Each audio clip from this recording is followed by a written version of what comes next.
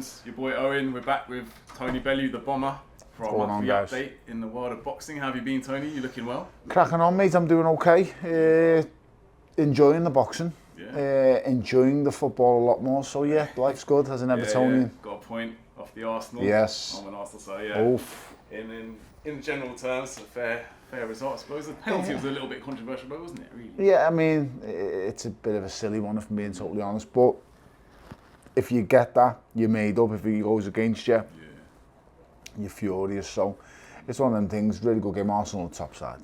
Yeah. Top team who are just unfortunate. Yeah, just unfortunate to come across a team like Liverpool who are doing so well this season. So only lost 2 games all season in Liverpool, so it's going to be hard to get them to beat them to top spot. All right. Before we get into the boxing, I just wanted to ask you kind of about superstitions. If you had any during your career and things that you did before the match, or I'd always put the left glove on first because in my tiny little mind and thoughts, I was going to hit him with the left hand first. So wrap the left hand first, put the left glove on first, left boot on first, always left foot first. Okay, yeah. So yeah, being orthodox, yes, but I'm right-handed. You feel like your left arm, because obviously the jabs with the left arm. Yeah. No, I just think your left hand is the most important hand. For an orthodox fighter, you know, the lead hand is always the most important. You know, it sets up everything. It can, in offense and defense, it's a huge. For me, it's the greatest weapon in boxing, the jab. Absolutely, yeah, 100%. Did you ever pay much attention to kind of boxing analysts predicting the outcome of your fights during your career? Can you remember? No, because they usually pick against me. So, no, not really. No. I mean, it's background noise. You would hear it, and in the build-up to big fights, you would always hear, you know, people's opinions, and you know, it's usually a member of your team who lets you know. You know, so one in your team will say, "Oh, did you hear what this guy said? Did you hear what that guy said? Did you hear what he predicted?" Whether you choose to let that affect you, or whether you choose to let the noise in the room get to you, then that's up to you. Each individual's different. For me, I've fought my life on proving people wrong, and it was no different with TV pundits. Did you enjoy being the underdog, would you say, or was it kind of bring the best out of you? It just motivated me. Yeah. In life and in general, people put me down, and I'm used to it from where I come from. You're constantly down. So, you know, you've got to fight against something every day. So, whether I was fighting to prove people wrong, whether I was fighting against other people's opinions, I'm always fighting against something.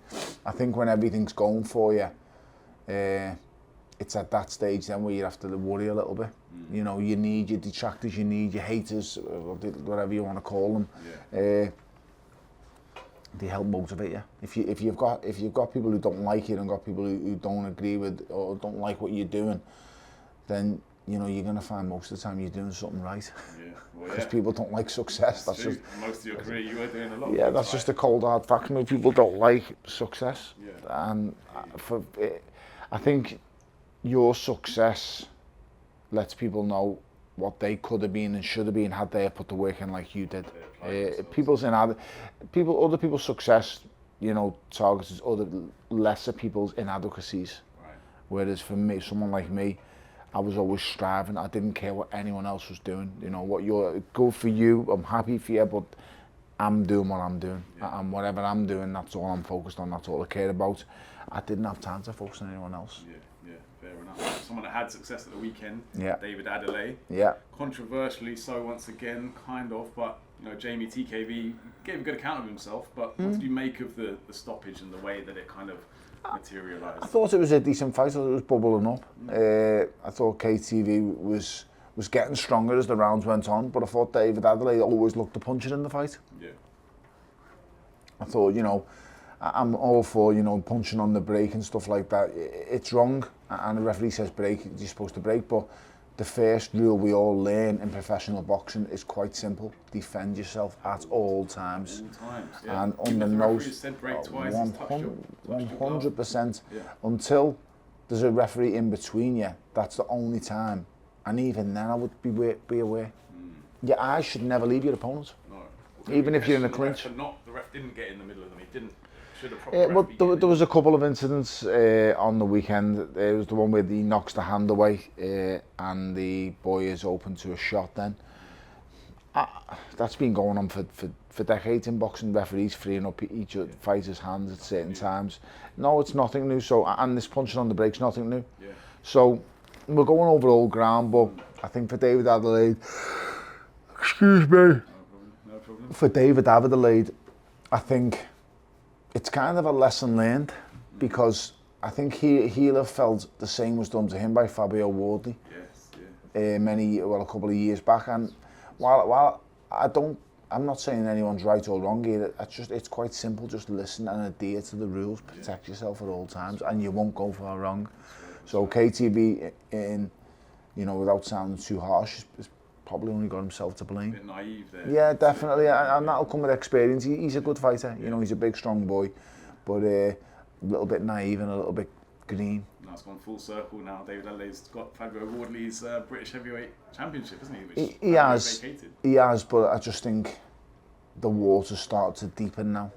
I think we've seen that in the Fabio Wardley fight. So I'm not sure what David Adelaide level is, but I think we'll find out that when we see how far Fabio Wardley goes, and Fabio Wardley's got his work cut out next fight, to be totally honest, against Jarrell Miller. Yes, yeah. That's a hard night's work for him, because Jarrell Miller is massively durable. I mean, he's just like a big mattress with arms. He just absorbs absolutely everything. Take a lot of punishment, doesn't he? He can give it out as well. Yeah, and he can give it back. We've seen that fight with Andy Ruiz. I think went to a draw, and it was razor thin. It's one he could have got.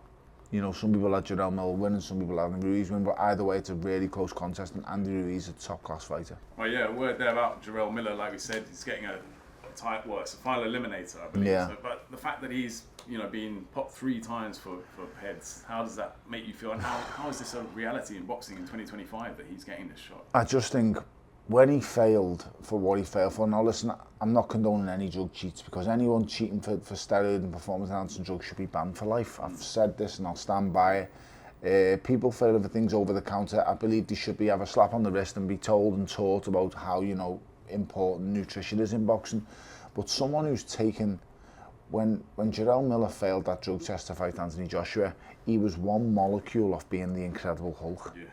He had every single agent in his body possible. I mean, every steroid possible, from EPO to testosterone and that. I'm surprised he didn't explode. It's wild. How did he think he was going to get away with it? It's absolute madness. It really is. And until someone is banned for life, it's not going to stop, because these fighters will take the risk of getting a 2-year slap on the wrist, and they'll keep doing it. Someone's got to set a precedent. Do you know what I mean? And I think that the levels of things that are in your system should be taken into account, because there is, foods are changing. All kinds of different things are given now to enhance foods, but when someone's on steroids, it's clear as night as day. It has long-term benefits as well. It's not just for that one fight. So Fabio Wardley now is fighting someone who's potentially benefited from all those. I agree. I agree. I feel for Fab, I really do. And Fabio, in my opinion, shouldn't have to go through Jarrell Miller. I think this is one of the world title eliminators he's fighting for. How Jarrell Miller's got to a world title eliminator, I'll never know, because you've just been popped how many times. Lost to Daniel Dubois. It's just one of these things. But like I said before, I'll say it again. We're not going to learn until somebody is banned for life. And when the first person gets banned for life for failing for performance enhancing drugs, i.e. steroids, that's when we'll see it. Send a shockwave out through the sport, won't it? And then people think twice about actually making those decisions. 100%. Joe Joyce and Filip Hrgović. Yeah. Another defeat for Joe Joyce. A fair play to him. Another sturdy performance. Took it the distance. He said he won't retire. Frank Warren says he should retire. I'm thankful for all that's nice of you to say after the fight. I think I seen a video. It was on social media. I think it lasted for about 4 or 5 minutes. Someone showed me. Joe was speaking on camera and not making any sense at all. Was that after this fight or previously? Before the fight. And it was heartbreaking to watch. Joe Joyce is an intelligent man. He's not soft, he's not stupid. He's taken unnecessary punishments. Now, I called for this after the Derek Chisora fight, People are jumping on this bandwagon now. I mean, I did tell anyone and everyone who'd listen, as soon as he was done by Zhang in the first one, I told anyone who'd listen, his greatest asset was his durability and his ability to absorb serious amounts of punishment and not be budged. That was his asset. And I told anyone who'd listen, when that goes, he's a danger in boxing. Downhill fast from there. It's not just downhill, it's life-changing. And I think his life is already changing now. From a physical perspective and from the outside looking in, he is not the same person he was when he beat Daniel Dubois. It's kind of sad the way his career is kind of the down turn in his career, because he was looking great at that point in time, wasn't he? Really, no one expected him to win that fight. When he beats Daniel Dubois and the manner he beats, I mean, listen, he just absorbs everything Daniel Dubois can throw at him. That's true. And everyone forgets this. He done the exact same as Joseph Parker. Yeah. He absorbs everything that can be thrown at him, and he outmans you. Yeah. I mean, it's heartbreaking if you're a fighter and I've been one, and you hit a fighter with everything you've got, and he just keeps coming. Yeah. He doesn't even need to be a big point. He just breaks your heart, and you've just had enough. And he done both of it to Daniel Dubois, and he done it to Joseph Parker. Yeah. But as I said before, once that durability goes, it's never coming back. That's it, and that's his great asset, and it's gone. And Zhang just popped it one day. It was always going to go. I wasn't sure at what point. I mean, don't get me wrong, you do get freaks in the game, like Oliver McCall. I was waiting for his to go one day, it never did. You know, the most durable heavyweight ever, in my opinion. But Joe Joyce's did, and I just hope good people are around to say, Joe, enough's enough. You know, I'd like to believe he's earned a few quid and he's done okay. And let me tell you, he's earned every single penny of it if he has. So just walk away into the sunset and enjoy what you've done, mate. You spoke there about the Joseph Parker. You know, he's right in the mix. He kind of got his shot at Daniel Dubois snatched away from him. Yeah. Where do you think he is now? Should he be next in line to face Usyk? But will he actually get that shot? I think he's the most deserving fighter in the world of a heavyweight championship fight, without a shadow of a doubt.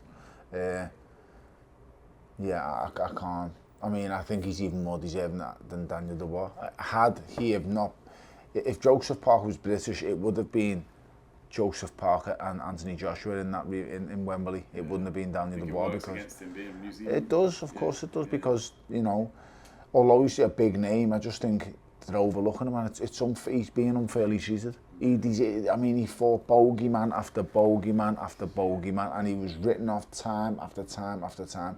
I mean, they thrown him to the wolves with Deontay Wilder, absolutely thrown him to the wolves. Expected him to get sparked out. Expected him to get flattened, and then they thought, right, okay, well, he survived that one, let's throw him again. Throw him to Zhilei Zhang. You know, every time he's thrown to the wolves, he comes back leading the pack. Amazing. And he's done absolutely unbelievable. And then the latest travesty was the Daniel Dubois pull-out. And listen, if he's sick, he's got to pull out. I don't question Daniel Dubois whatsoever.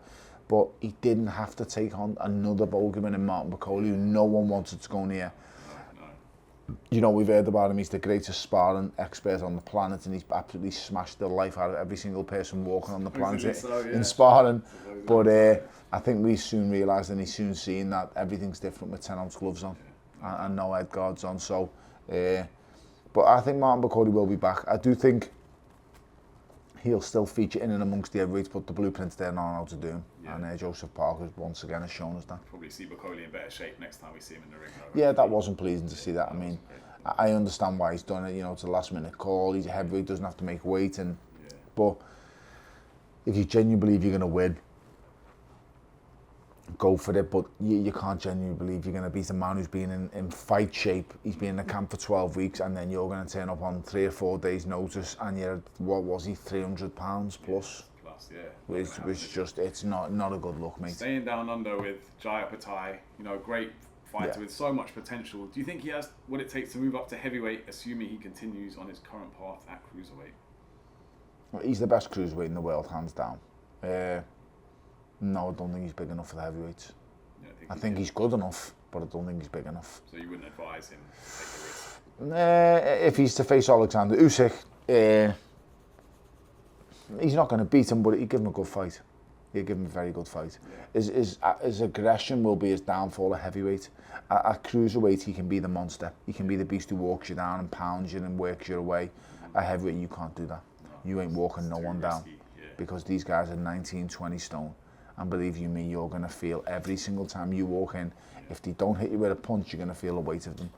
And that's the different kind of ball game you're playing when you go to the heavyweights. I've been in with heavyweights, I know, you know, facing David Hay, mate, was physically, he was a different beast, and he's a small heavyweight. He's the same size as me, he's a small heavyweight, but the physical strength of him getting older and the weight leaning down on you, it's a different game.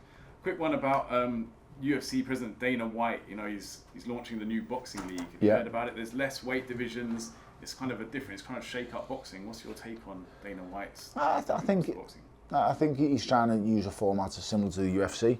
You have to understand what Dana's achieved at the UFC is nothing short of remarkable.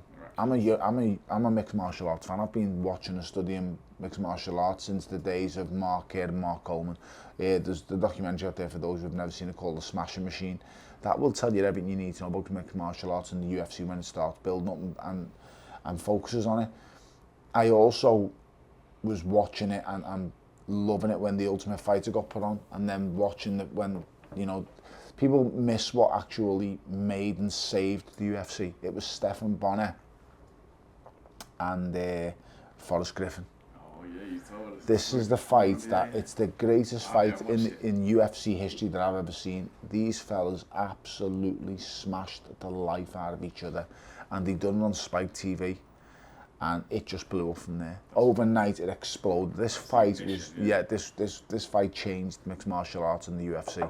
Well, it did, in my opinion. I think Dana's come out and said it as well. Yeah, Stephan Bonner and Forrest Griffin, it was just unbelievable. It really was. It's chaos. And so if you watch it, wow. Back 90s? Mid-90s? No, I think it was after the... no, it might have been 90s. Yeah, late 90s. It might be late 90s. Of UFC knockouts, it's just unbelievable. Mark Kerr, Mark Coleman, Tito Ortiz, all them guys, you know, Randy Couture, Ken Shamrock, all these fellas fighting each other. It's the purest form of fighting. There's no two ways about it. But one man's been able to control the narrative the whole way through. And if one man can control the narrative and can control where it's going, it's a lot easier to control. Boxing has been going since the start of man. And one man will never completely control all of boxing. That's true. I'm sorry to tell you, it's impossible. There's too many managers, there's too many promoters, there's too many agendas, and yes, you can align some of them, and money will help with that, but you're never going to have one person running boxing. Be the kind of renegades and outliers. Yeah, and you can't do away with belts either. No. And people, whoever's suggesting that is wrong for doing it, don't destroy the history and the heritage of my wonderful, amazing sport. The WBC, the IBF, and the WBA and the WBO have created something that youngsters look up to and want to be. That's what they aspire to be. That's true. And that's the most important thing. Did you always have your eyes on WBC? Yeah, that was my dream belt. Yeah, I mean, listen, there's a man from my city who held it once, the amazing John Conti, and Arco as well, Paul Hodgkinson. You know, there's so many great fighters that come out of my city, but John Conti, in my opinion, is by far the greatest fighter to ever come out of my city, or my area, you could say, with him being from Kirby, and I wanted to emulate him. So yeah, and then, you know, you see the great Holden, the Sugar Ray Leonards, the Mike Tysons. Violence in your hands must be an incredible moment. Evander Holyfield, it was to say the least. To say the least, yeah. To say the least. It was a Park as well in the ring there. Dream come true. It was I can't put it into similar. Anyone who you know's lived and seen through their lifelong dream and goal. I've done it. I've been there and done it. So you know, I've done that and seen it. So all I'd want is for other kids out there to inspire and go, if I can do it, you can do it. And if you're trying to take away them belts, it's just a disgrace. Boxing and the UFC are two completely different sports, and they can't be ran the same. Neither of them is wrong, but they're just two completely different things. And I just think, I appreciate what Dana's doing, and I'm sure it'll gather momentum and it'll gain numbers, but I just don't think boxing can be ran by one man. No, No, it's a different sport, isn't it, altogether? All right, a few quick fire questions. Who is the hardest puncher you ever fought in your career? David Haye. David Haye, yeah? Yeah, by far. Yeah. Do you think he really... Single punch, yeah. I mean, he hit me in sparring when I was 21, 22. I just won my first ABA title. And he hit me so hard. My back leg kicked out like a donkey. I didn't go down, but it just kicked out. And I just said to him, good shot. He was amazed I was still awake. He hits very, very, very hard. I had a headache. About your chin as well, though, to be fair. Listen, I've been dropped, I've been down, I've been stopped, but yeah, I've still not been hit by someone like him. I mean, he hits you and you stay hit. Haymaker for you there. It's like seal of approval. Well, following on from that, who's the toughest opponent of your career? Because we know you only lost 3 times. Usyk, Cleverly, and Adonis Stevenson. Was he the toughest, Adonis Stevenson? No, by far the best Usyk. Yeah. When you say toughest, that makes it tricky, isn't it? The toughest man I faced, I'm trying to think someone who would give an absolute hiding to, and he took it, Paul Bonson. Yeah. Paul Bonson is the hardest man I've Oh, I appreciate that, because most people would probably expect you to say Usyk, but actually... No, but Alexander Usyk's the best I faced by a mile. But I wouldn't know how tough Alexander Usyk because I couldn't fucking hit him enough. He might be really tough, but I didn't find out how tough he was. Good stuff. So yeah, Paul Bonson. Good stuff. Can we get a quick prediction of you for the Gervonta Davis-Lamont Roach rematch if one comes to fruition? Because we spoke about... Tank doesn't. You think so? Yeah. Tank doesn't. Yeah. Tank doesn't. Yeah, Tank figures it out. Tank's one of the best thinking fighters there is in the world. He's exceptional, but he's really good. But I think the thing with Tank is it's all in his, he's in his own head, and he lets the outside noise affect him. Whereas that boy just needs to focus on boxing, take himself away from the shit and just focus on what because he is such a talented individual, a really talented fighter, but he's got to keep his head down and focus on his job. Yeah, we've heard about, talk about him potentially retiring, which would be a great shame to boxing. Hopefully it doesn't happen. Be terrible. Yeah, well, hopefully we see him. He'll be back. But Lamont Roach must still be fuming. He's a very good fighter, and I think, he should feel hard done by and aggrieved. But listen, when you get a draw on a home show, on the away, you're the away fighter. Kind of tells you where it's at. Take it and run. Yep. A quick one about Ben and Chris Eubank Jr. Just because it's the fight coming up. If we take their fathers out of the equation, is the fight still a blockbuster, sellout stadium fight, or how much does that kind of play a part in it, the narrative? Well, you have to understand that when it first gets made, it's an O2 show. With the build-up and the hype that they've both had, taking out the fathers, they're building the hype. They've both had a lot of build-up and they've created their own headlines and they've done controversial things themselves.